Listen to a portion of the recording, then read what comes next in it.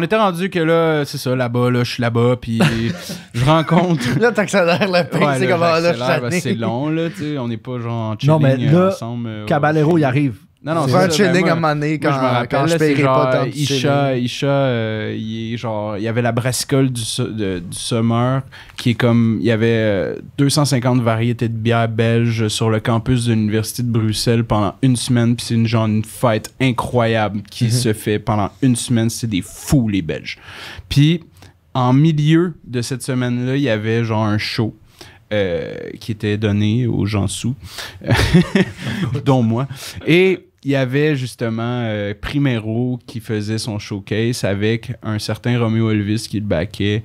Puis c'était la fête de Senamo de la Smala. Puis à cette époque-là, c'était vraiment la Smala qui était le shit. Là. Genre, ils remplissaient l'ancienne Belgique, qui est une salle que les cowboys remplissent en Belgique. Puis c'était justement l'époque de la Smala. Puis maintenant, c'est plus ça, là, tu sais, Jean-Jacques Caballero, on s'entend que ça a pris un shift là, incroyable. Là.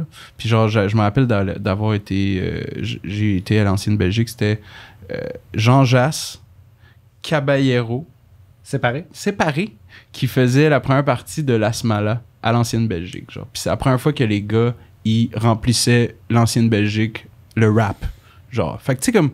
Moi, genre, c'était pas le 2016, c'était comme moi, je vivais peut-être pas la montée du rap keb sur le terrain à cette époque-là, mais je me voyais le rap belge monter en tabarnak. Les balbutiements du rap belge. Ouais, puis moi, Isha m'a vraiment fait rencontrer tous ces gars-là la soirée de la Brassicole des Summers, puis après ça, il a parlé de moi à Jean-Jacques Sakaba, puis un moment donné, il m'a dit « Yo, viens chez nous.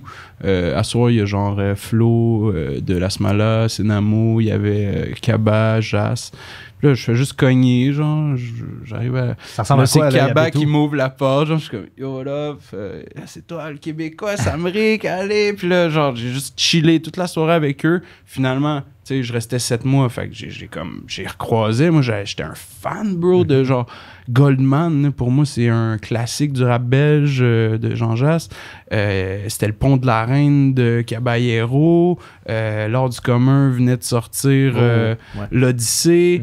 Il y avait... je te dis, c'était fou. C'était comment de côtoyer ces gens-là en vrai, alors que tu avais tellement écouté ce qu'ils faisaient? C'était sick. Ben, en même temps, j'ai toujours... Moi, j'ai comme vite compris qu'il faut pas que tu sois un fanboy, tu sais. Faut juste que tu vendes du... Tu sais, comme que tu montres que tu es un activiste plus que juste genre je suis là parce que j'aime ta musique puis je suis fan de toi puis je veux te connaître. C'est pas ça. Je veux, genre, moi, ce que je disais aux gars, c'est genre, yo, t'aimerais-tu ça, genre, à Montréal? Jean-Jacques, c'était comme... Puis il regarde Cabal au studio du Black Red, je me rappelle, puis il fait comme... Non, mais il est fou, lui! Il me demande si je veux aller à Montréal. C'est certain! Genre, tu sais, comme il était fou, là. Puis finalement, c'est ça qui est arrivé, tu sais. C'est moi qui, avec Yacine de ELK, de Smoking Camel, puis Thibaut, qu'on a ramené pour la première fois. On a fait en 2016 au Belmont de Montréal, quand je suis revenu de Belgique. Genre, j'ai rencontré les gars de Smoking Camel. Je savais que les gars de Smoking Camel faisaient les bails parce qu'il y avait genre ramené l'Homme Pâle avec Orphée, genre des gars qui faisaient des trucs. On parle de l'Homme Pâle, il était rendu... C'était en quelle année, ça? L'Homme Pâle, bro, c'était genre cette foutue perle. Mais non, c'était genre cette foutue perle avec Meizo. Meizo, il a genre crashé chez moi pendant une semaine quand il est venu à Mural à une époque avec sa copine. Puis, en gros, c'est ça, man. Genre, ces gars-là, on les a ramenés. On a fait une affiche qui était L'Homme Pâle, Caballero, Jean Jass, Monkey, les 13 salopards. J'habitais avec Richmond des 13 salopards. J'étais proche des gars des 13 salopards. Fait que c'était naturel. Monkey, tu vois, je l'avais interviewé pour mon mémoire, blabla. Fait qu'on a fait cette affiche-là qui a été un tournant. Même Riff Tabarachi l'a dit. Si Riff Tabarachi l'a dit, c'est que c'est vrai.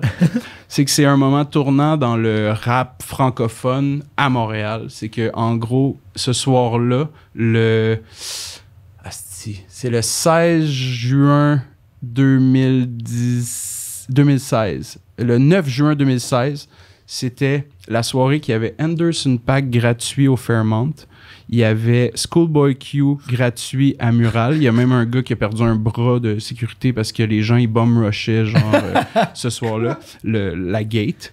Puis, je vois ses yeux. Puis, il y avait nous, le seul... Puis, il y avait le show de rap keb, là, la première fois que le rap québécois, genre Dead Obies, à la Claire, puis name it, là, non, pas All Star, avant. C'est la première fois, c'était comme l'ouverture des Franco, faisait gratuit. C'était tout le même jour, c'était le 9 juin 2016. Nous, on était les seuls à pull un événement payant avec une affiche de gars de Belgique puis de France. On a sold out.